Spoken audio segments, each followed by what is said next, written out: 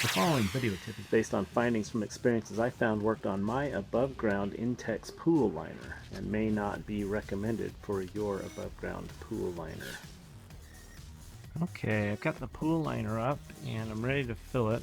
I've actually put an inch of water in, but I stopped there because I remember last year I had a couple holes that I found, and so I put a ring around them this year so I would know where to put the holes.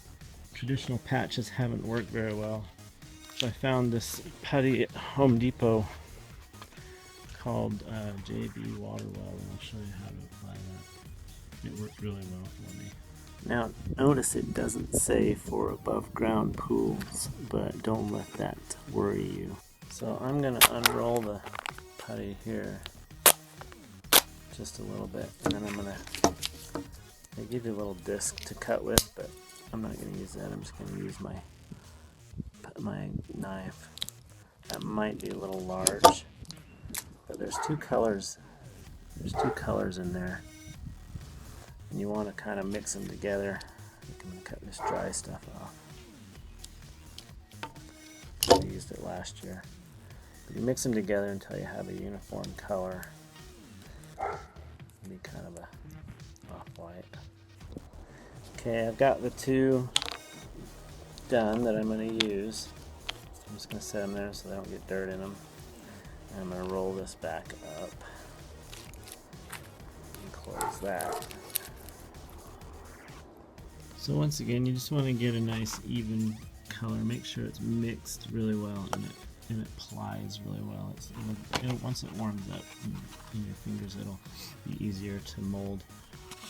The set time is 25 minutes, cures in 1 hour, and we had pretty good foot traffic in there all year and didn't seem to have a problem.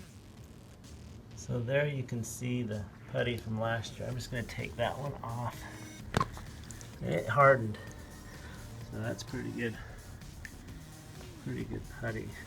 So what I'm going to do is I'm going to stick this down there. I did this with my toes last year because it was so deep. I didn't notice I had a leak until later on. But you just spread it out over the leak.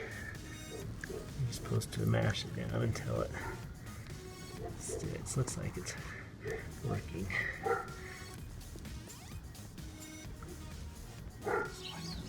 That's probably what poked my holes, was the wrong kind of sand. Of course, I live in a small community, so getting the right kind of material sometimes is a little harder.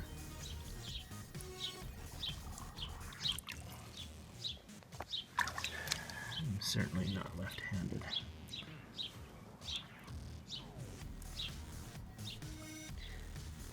So there you can see I've got them in place now, and I can continue to fill the pool. Thanks for watching my video. I hope this works for you like it did for me. We had pretty good traffic in our pool last year, and those leaks didn't show up at all after I plugged them. So feel free to leave a comment under this video. I'm excited to see what you guys have to say. Thanks.